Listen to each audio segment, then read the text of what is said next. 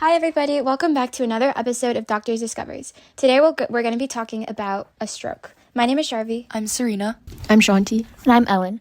Basically, a stroke happens when part of the brain doesn't get enough blood or oxygen, and that means the brain cells begin to die within very quick minutes. So strokes can happen super fast. And there are two main types of strokes, such as ischemic and hemorrhagic.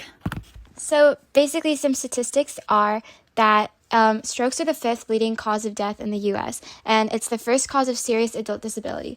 Also, 795,000 strokes happen a year in the U.S., and 25% have another stroke within 5 years. Yeah, there are also a lot of different symptoms of strokes, such as face drooping, arm and leg weakness, which is usually on one side of the body, which is really interesting, and then slurred speech, which is very hard to understand, and then a lot of sudden confusion, and as well as severe headaches, and trouble seeing or walking. Yeah, so like we said before, there's two types, the ischemic stroke and hemorrhagic stroke. And so I'm going to be talking about the ischemic stroke first.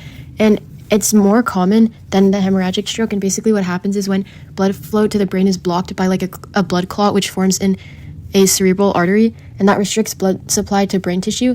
And blood getting to the brain tissue is extremely important because when brain cells don't get blood, they die within minutes. This is because oxygen is transported throughout the body through the blood, and nutrients as well, and brain cells specifically are extremely sensitive to low oxygen levels, which can occur when that blood flow stops getting to the area in the brain.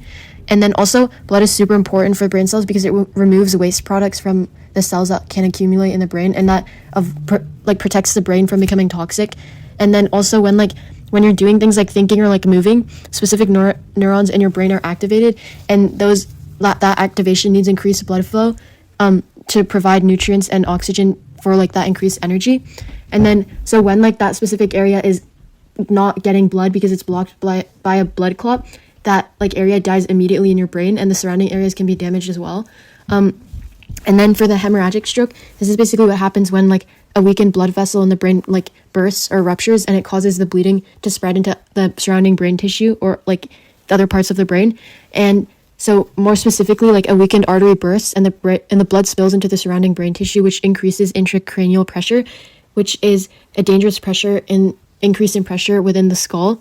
And when this happens, the pressure can crush tissue and decrease the flow of new oxygenated blood, which, as I talked about before, is super important for brain cells. So when the blood is uncontrolled and considered toxic, it brings things an overload of nutrients or other things, which when there's too much of something, it's not good. So an example of this is it can bring an overload of iron, which can cause that area in the brain to rust, which is super interesting. And so then that area of the brain is damaged and it can't function. And then this can also lead, if it gets bad enough, it can cause the entire brain to swell, which can cause even more damage in the entire body. Serena, did you want to add on a little bit?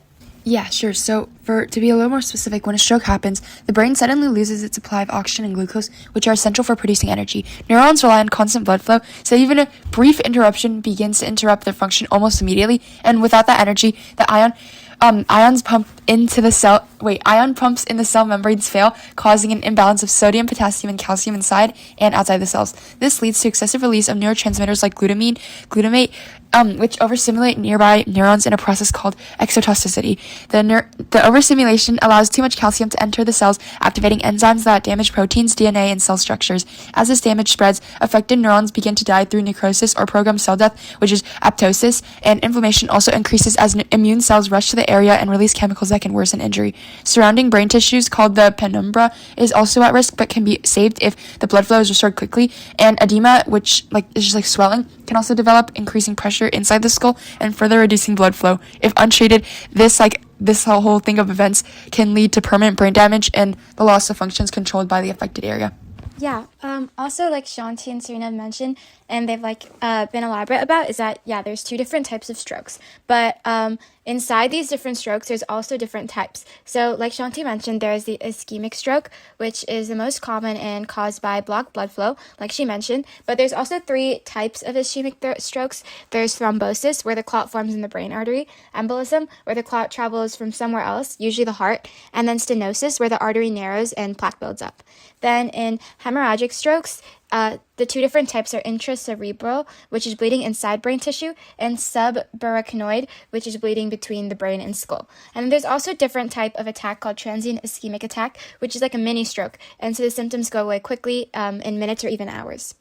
So, Ellen, do you want to talk about some causes behind strokes? So, as well as the symptoms, there are also a lot of different causes of strokes. But just like everyone has mentioned before, a really big cause of strokes are due to blood clots. And as well as this, also due to high blood pressure, which shows how blood is really involved in the result of strokes or like the cause of strokes. And other things that cause strokes are heart rhythm problems and also some illnesses such as diabetes or if you smoke a lot. And then also things like head injuries if you had like a concussion or something from a previous occasion, which leads to like more bleeding strokes. Some additional causes for strokes, like with more detail, are like the blocked blood cells, which is the most common cause of a stroke is a blockage in an artery that supplies blood to the brain, and this blockage is most often due to a blood clot that forms in place or travels from another part of the body, and when blood flow is cut off, the brain cells are deprived of oxygen and glucose, causing them to begin dying within minutes. Another cause is the burst blood vessels, which stroke can happen when a weakened blood vessel ruptures and bleeds into or around the brain. This bleeding causes pressure inside the skull and damages surrounding brain tissue. High blood pressure is a main risk factor because it weakens vessel walls over time and making them more likely to rupture. And then, of course, there's high blood pressure because chronic high blood pressure is one of the biggest contributors to both ischemic and hemorrhagic strokes, and it damages the inner lining of arteries and makes them more prone to narrowing, clotting, or breaking. And then over time, the stress reduces the flexibility of blood vessels and increases the likelihood of sudden failure.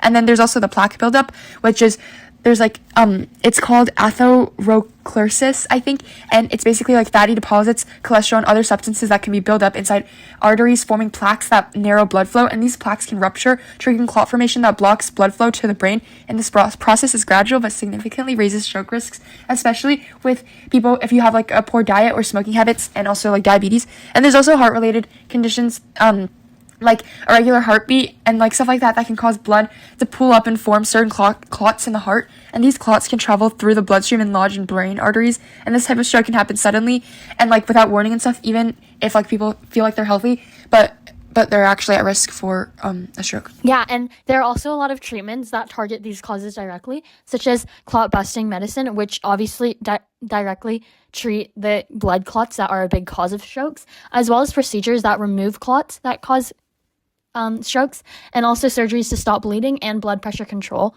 There's also a really big treatment plan for having strokes is also rehab, which can be in terms of physical rehab or speech or even occupational therapy. Yeah, to add on to more treatments, there's this thing called angioplasty, which is a balloon that opens the artery. There's also a stent that keeps the artery open, or a carotid endarterectomy, which removes the plaque, or a thrombectomy, which removes a clot. So it's really important that you all don't panic if you ever come across someone who's going through a stroke.